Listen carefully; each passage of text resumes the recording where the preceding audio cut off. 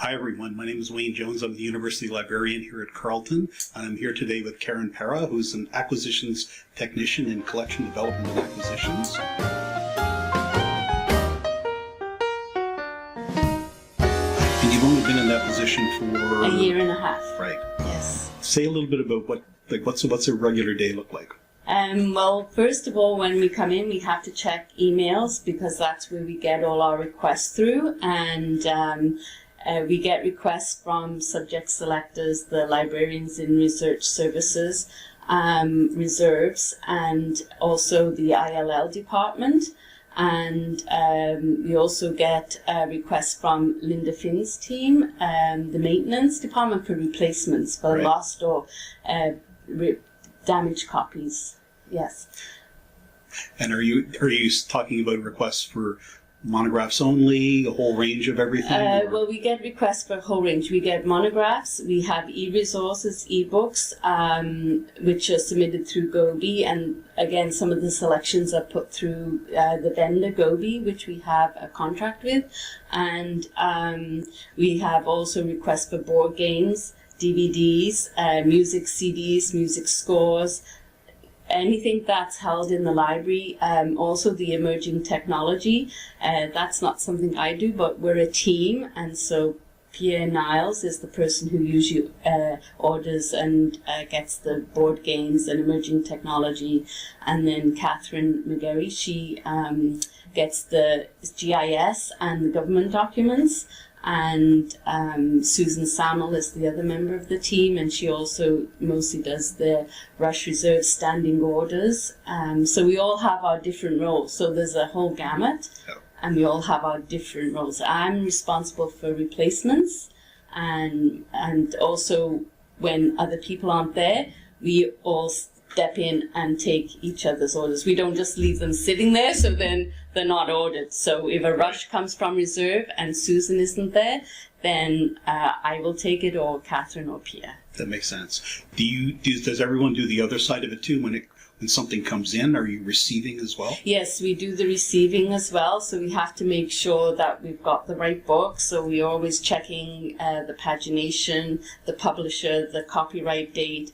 And I find when I started doing replacements, it was a learning curve for me, because what you think is something that's advertised on the website, I often go to the used book dealers for replacement copies because we want to get them at a good price.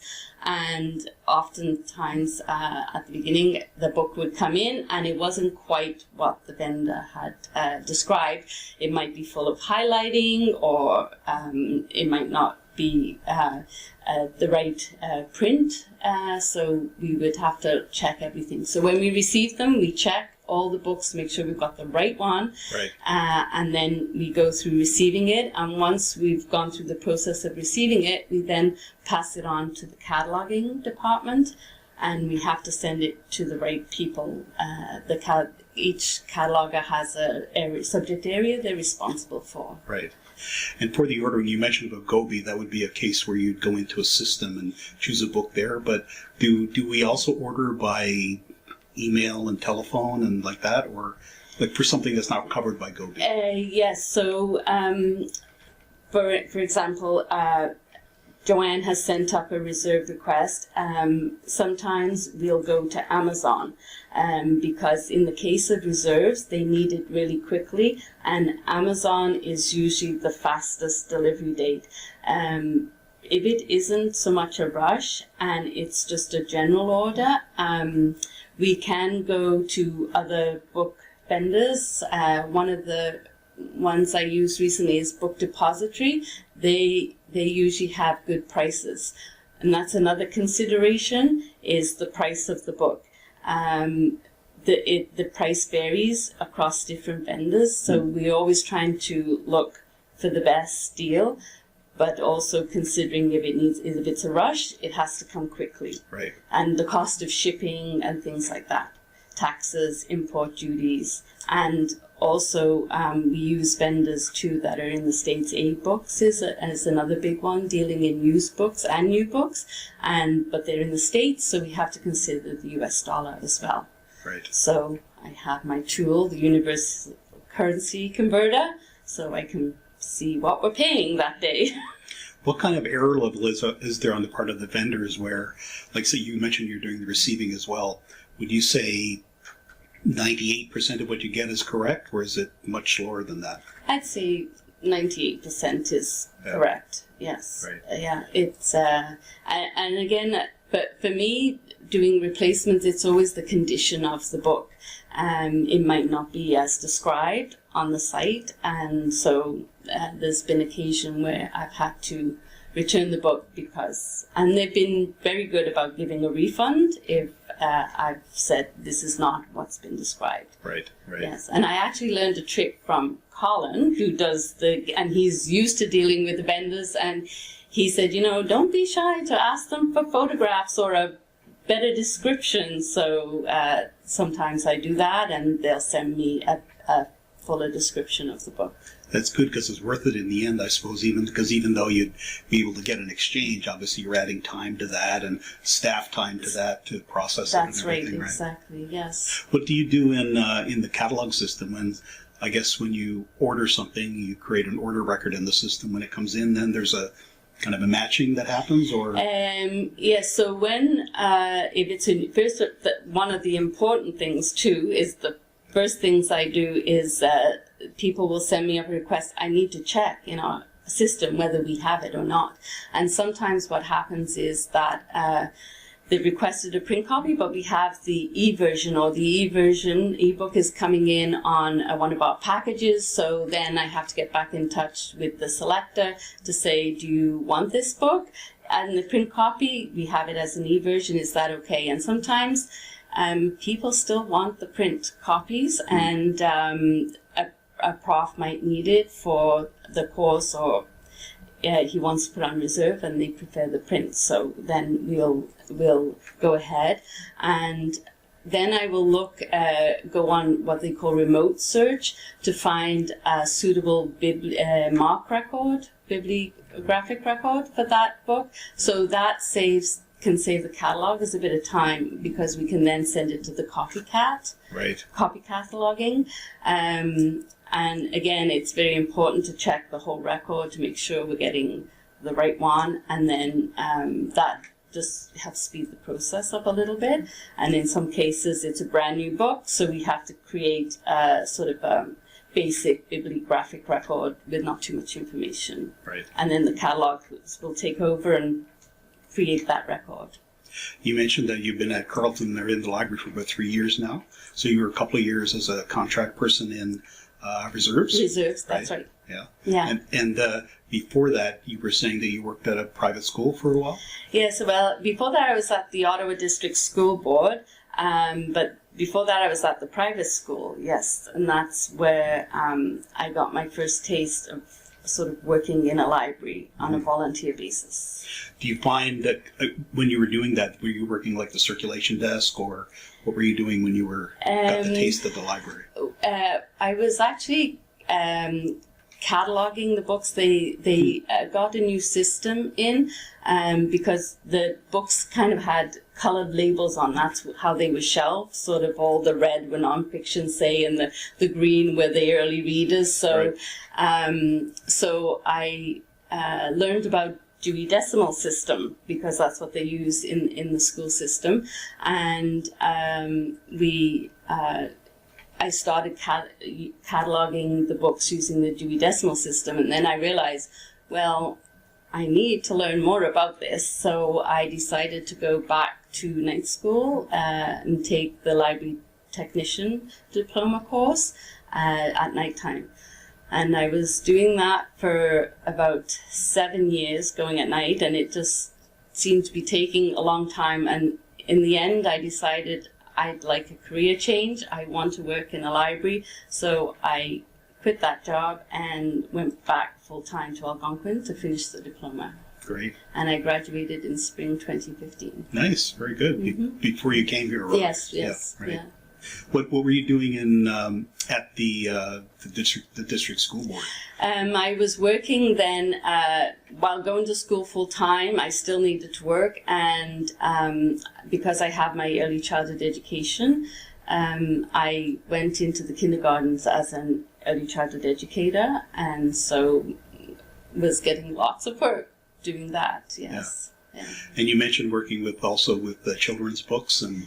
Yes, when my children were young, my two girls were young, I had an opportunity to sell Usborne books, which are non-fiction books that come from England. They're like kind of like the DK publishing books. They're beautiful books, and I just love them. And it was just a way for me to earn a little bit of extra money. But I think for me, it was I could get these beautiful books and put them on my shelf at home. And I still have them on my shelf at home. I won't part with them. we don't plan to investigate that. No. You're quite welcome to them.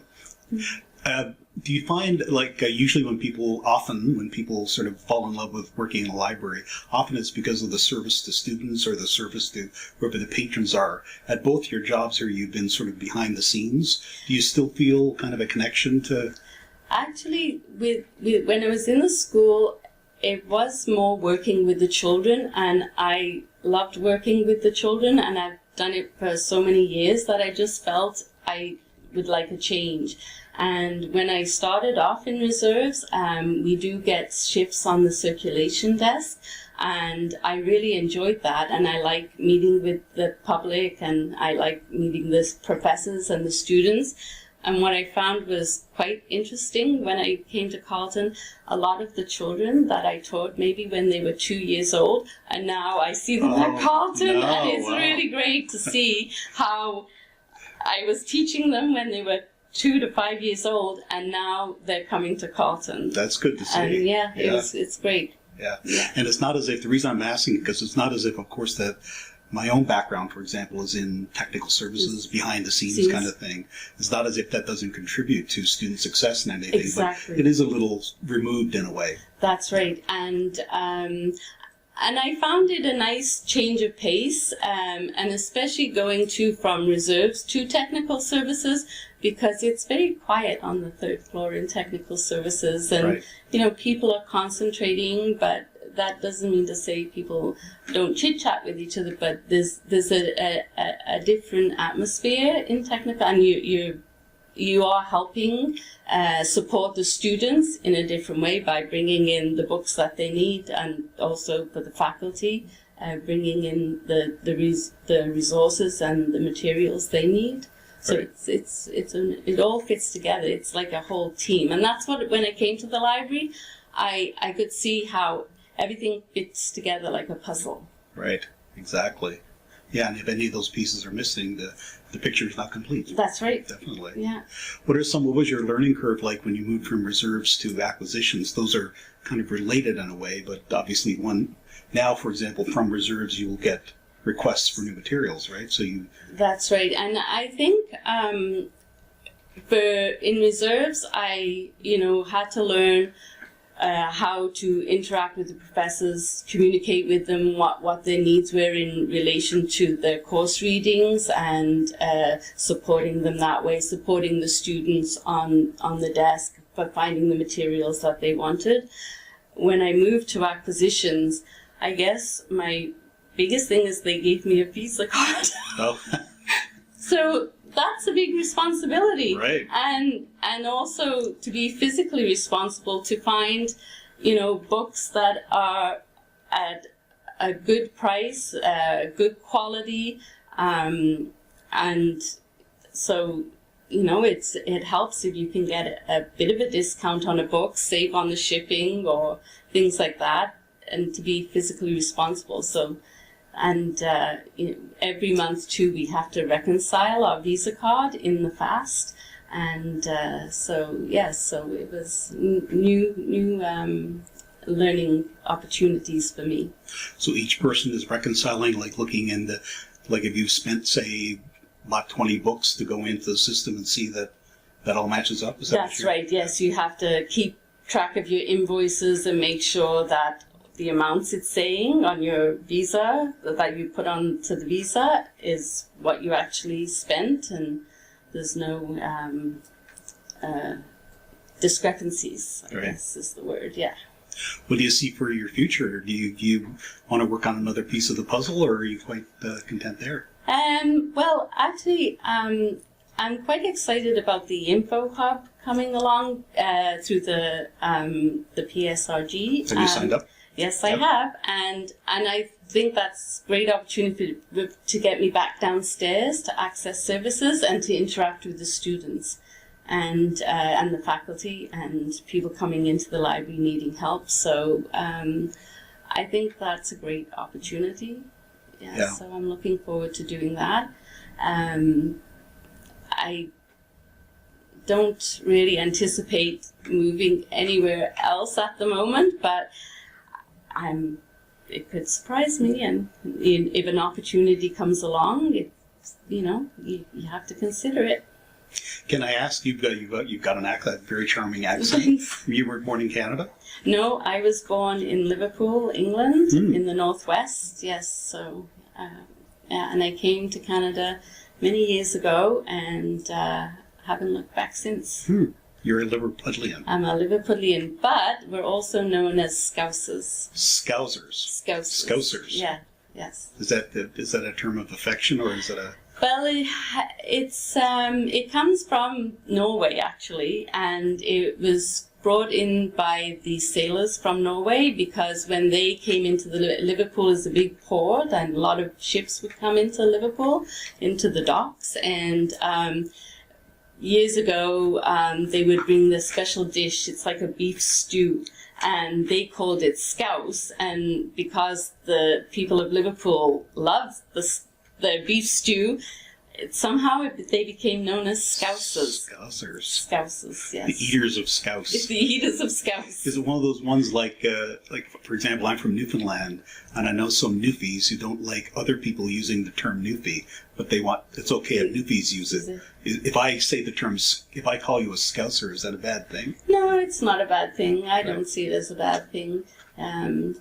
People will understand if you went to England and said, "Oh, I'm going to see the Scousers," they'll know where you're going.